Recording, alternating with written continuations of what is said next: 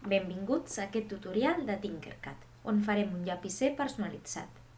Tinkercad és una web de disseny 3D gratuïta creada per Autodesk. Podeu entrar escrivint tinkercad.com al vostre navegador.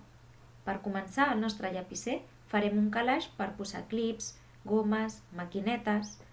Arrossegarem un cub de la part de la dreta al centre de la pantalla, que és la part de dibuix. Escriurem les dimensions que vulguem pel nostre calaix. Les dimensions sempre s'han d'escriure en mil·límetres. En el meu cas escriuré 80 per 40.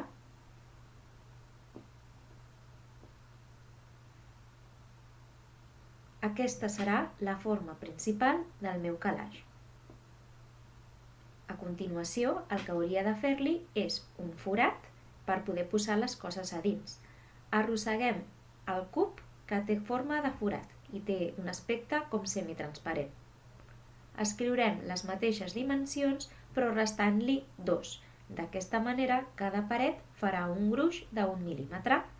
Escriurem 78 per 38.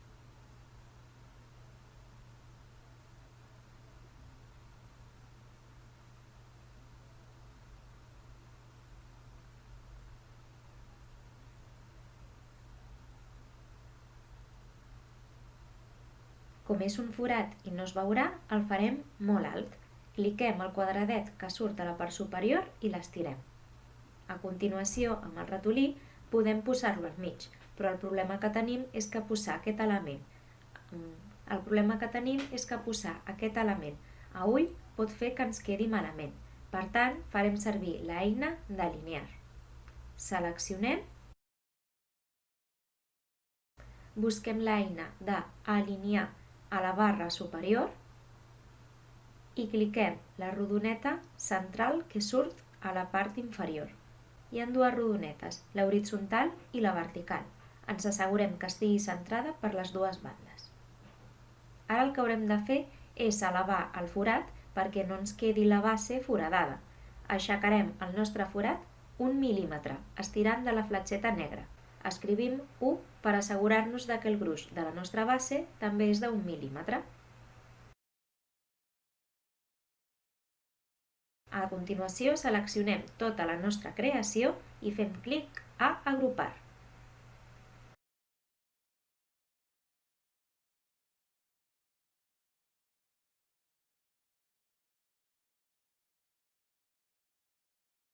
Després li farem un foradet perquè quedi més maco i que sigui més còmode. Aquest forat el podríem fer en forma de cilindre. Arrosseguem el cilindre del menú de la dreta fins al menú central.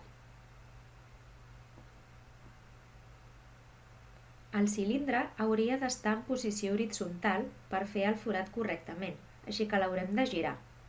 Ens situem des del punt de vista més còmode i escrivim 90 graus.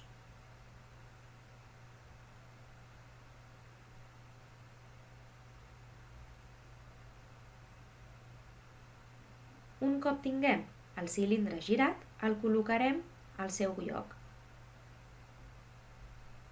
Seleccionem les dues peces i fem clic a alinear.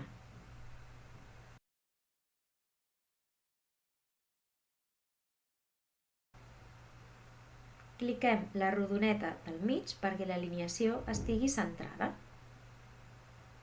També podem col·locar el nostre cilindre a una de les cantonades i després, amb ajuda de les fletxes del nostre teclat, fer que el nostre cilindre avanci i sobresurti per la paret que volem foradar.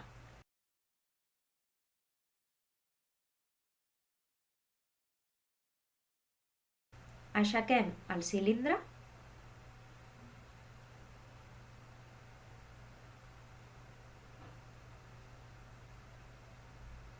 i li modifiquem les mides si volem que sigui més gran. En el meu cas, el modificaré perquè sigui de 40 per 40. Penseu bé quines són les mides que voldreu modificar, perquè aquestes són les mides que haurem de canviar quan fem clic a la cantonada. Tornem a seleccionar les dues peces per centrar-les. Recordeu que per centrar es feia servir l'eina alinear. Fem una alineació al mig i ara ho combinem tot seleccionant tot amb el ratolí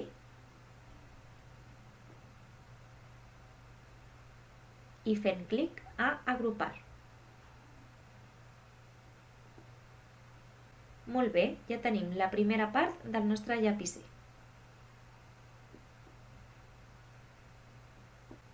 A continuació farem una altra part que connectarem a la part posterior del nostre calaix.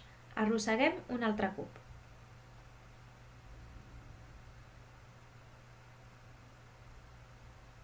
L'amplada era de 80 mil·límetres. Per tant, quina serà l'amplada de la part posterior? De 80 mil·límetres també, perquè pugui encaixar.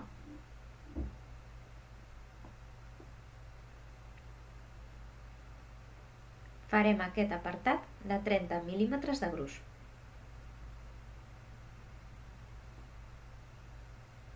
Aquesta part encaixarà amb la del calaix.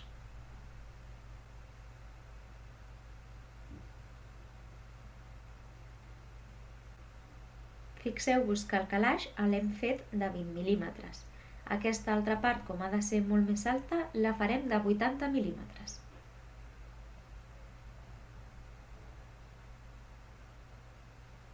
Us feu una idea més o menys de com quedarà?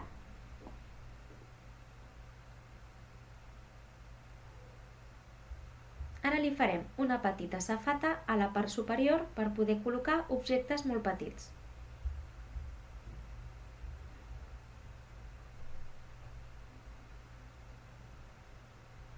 Arrosseguem el cub foradat i li posem les mides d'abans menys 2. En el cas de l'amplada serà de 78 i en el cas de la fondària 28. Volem posar aquest forat a la part superior. El farem de 9 mil·límetres.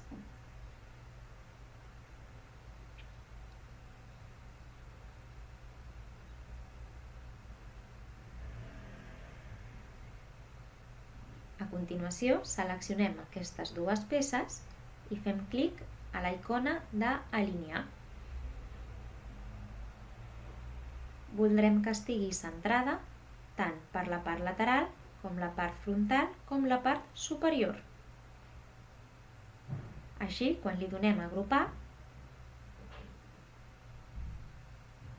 veureu com s'ha fet un forat per poder posar les nostres coses petites.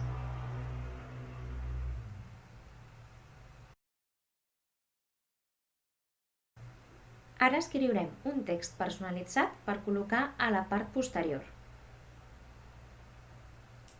Busquem Texto al menú de formes bàsiques, l'arrosseguem i escrivim el text que nosaltres vulguem. També podem canviar la font.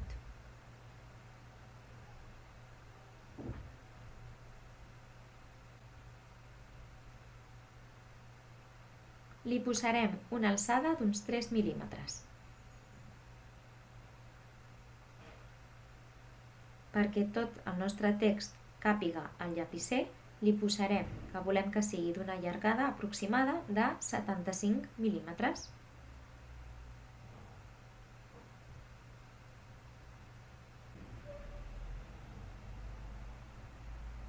La fondària també la modificarem perquè les lletres no quedin gaire deformades. En el meu cas, les posaré de 7 mil·límetres. Ara hauré de posar les lletres en aquesta part de dalt. El primer que hauré de fer és girar-les, igual que he fet abans amb el meu cilindre. La giro 90 graus. Selecciono amb l'ajuda de la tecla Shift el text i la peça posterior i li dono a alinear. Fixeu-vos que he d'alinear-la a la part superior perquè em sigui més còmode.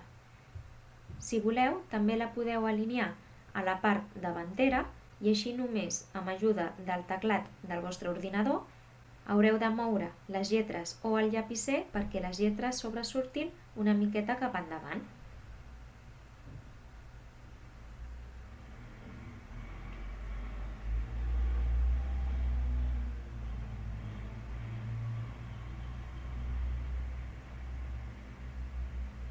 Un cop ho tinguem ajustat, modifiquem l'alçada d'aquestes lletres amb ajuda de la fletxeta negra.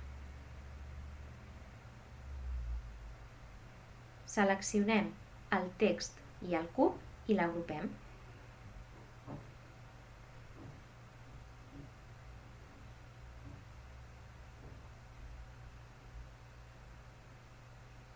Per ajuntar les dues peces del meu llapisser, també les seleccionem i les agrupem. Les posem juntes i alineades al centre i al davant i ara, amb ajuda de les fletxes, ho moc fins que quedi totalment encaixat.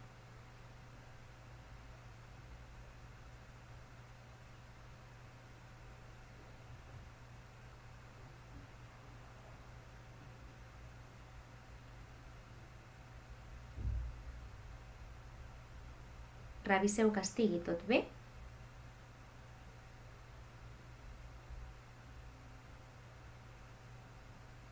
Si jo ara volgués modificar el forat d'abans per fer que arribi fins avall i poder posar bolígrafs, ho podria fer.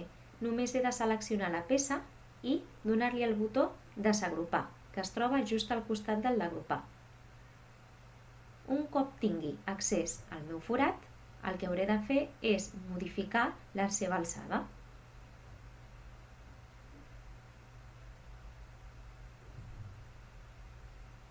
Li faré una alçada molt gran i el col·locaré a 1 mil·límetre per sobre del terra.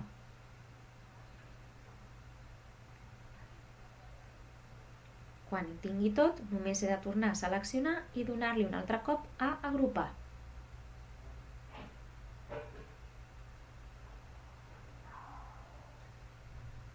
Fixeu-vos que ara si miro a l'interior el forat s'ha fet molt més gran i ara m'hi caben també els llapisos i els bolígrafs. Una altra cosa que podríem modificar és la posició del text. Podríem fer que estigués una mica més a baix.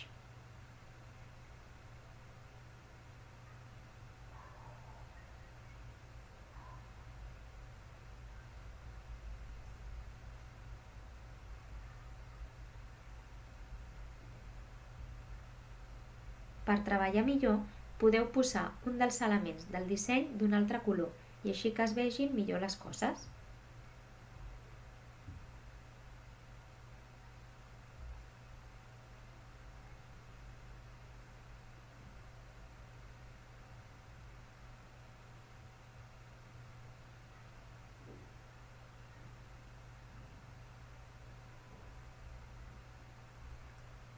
Si voleu que el text quedi totalment centrat, el podeu fer alineat.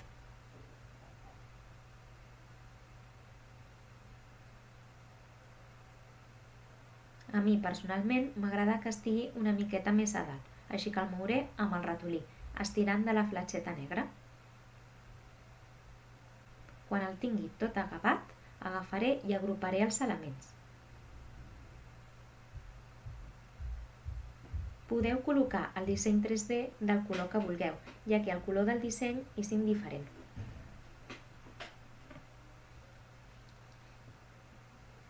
Si volguéssim imprimir aquest disseny amb una impressora 3D, faríem clic a Exportar i després seleccionaríem STL. Aquest és el format necessari per transformar l'arxiu en un format que entenguin les impressores 3D. Moltíssimes gràcies. Fins aquí arriba aquest tutorial de Tinkercad.